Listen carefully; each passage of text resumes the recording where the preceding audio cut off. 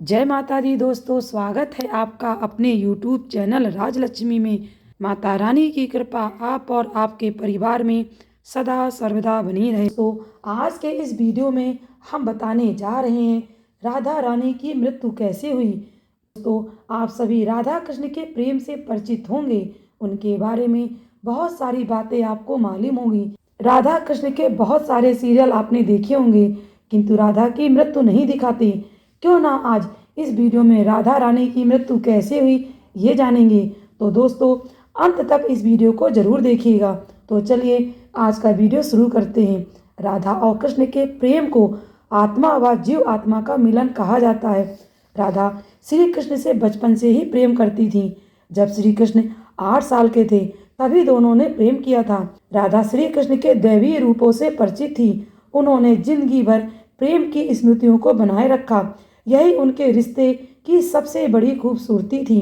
कहा जाता है श्री कृष्ण को 2 ही चीजें सबसे ज्यादा प्रिय थी, बांसुरी और राधा। कृष्ण की बांसुरी सुनकर राधा खिंची चली आती थी। राधा की वजह से श्री कृष्ण बांसुरी को हमेशा अपने पास ही रखते थे। भले ही श्री कृष्ण और राधा का मिलन ना हो सका, लेकिन बांसुरी ने उन्हें हमेशा एक सूत्र में बांधे रखा। कृष्ण के जितने भी चित्र मिलते हैं उसमें बांसुरी जरूर मिलती है। बांसुरी श्री कृष्ण के राधा के प्रति प्रेम का प्रतीक है।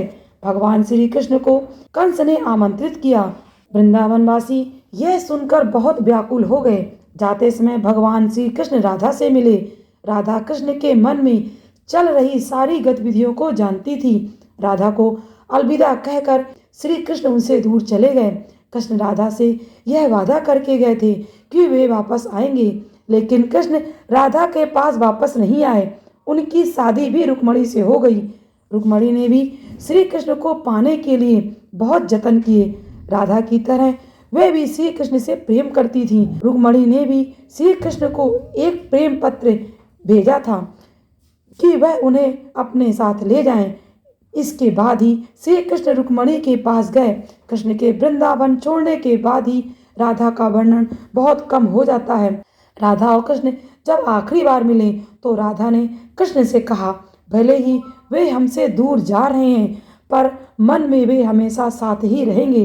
फिर कृष्ण मथुरा चले गए। कंस आदि को मारने के बाद कृष्ण द्वारिका चले गए और द्वारिकाधीश के नाम से प्रसिद्ध हुए।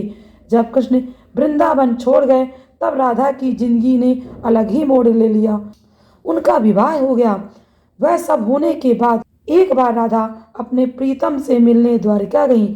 जब वे द्वारिका पहुंची तो उन्होंने कृष्ण, रुक्मणी और सत्यभामा से विवाह के बारे में सुना, लेकिन वे दुखी नहीं हुई। जब कृष्ण ने राधा को देखा तो वे अत्यंत प्रसन्न हुए। दोनों संकेतों की भाषा में काफी देर तक बातें करते रहे। राधा जी को कृष्ण की नगरी में कोई नहीं जानता था। राधा के अनुरोध पर कृष्ण ने उन्हें महल में एक देविका के रूप में नियुक्त किया। राधा दिन भर महल में रहती थी और महल से जुड़े कार्यों को देखती थी। मौका पाकर वे कृष्ण के दर्शन कर लेती थी, लेकिन महल में राधा ने श्री कृष्ण के साथ पहले की तरह आध्यात्मिक जुड़ाव महसूस नहीं किया। इसलिए राधा ने महल से दूर जाने का निश्चय किया। सोचा दूर जाकर वह श्री कृष्ण के साथ आध्यात्मिक संबंध बना पाएंगी।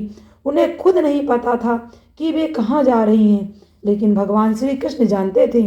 धीरे धीरे समय बीता। राधा बिल्कुल कमजोर हो गई। उस वक्त उन्हें भगवान श्री कृष्ण की आवश्यकता पड़ी। आखिरी समय में भगवान श्री कृष्ण उनसे मिलने आए। कृष्ण ने राधा से कहा वे उनसे कुछ मांग लें, लेकिन राधा ने मना कर दिया। कृष्ण के अनुरोध करने पर उन्होंने कहा वे आखिरी बार उन्हें बांसुरी बजाते देखना चाहती हैं। कृष्ण ने बांसुरी बेहद सुरीली आवाज में बजाई। कृष्ण दिन रात बांसुरी बजाते रहे जब तक राधा आध्यात्मिक रूप से कृष्ण में विलीन नहीं हो गई।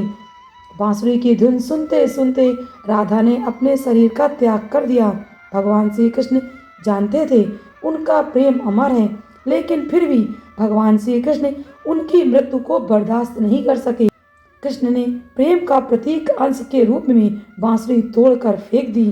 फिर श्री कृष्ण ने जीवन भर बांसुरी नहीं बजाई। तो दोस्तों आज का वीडियो यदि आपको पसंद आया हो तो वीडियो को लाइक करें, सब्सक्राइब करें और अधिक से अधिक शेयर करें। तो मिलते हैं आपसे अगले वीडियो में। तब तक के लिए नमस्कार।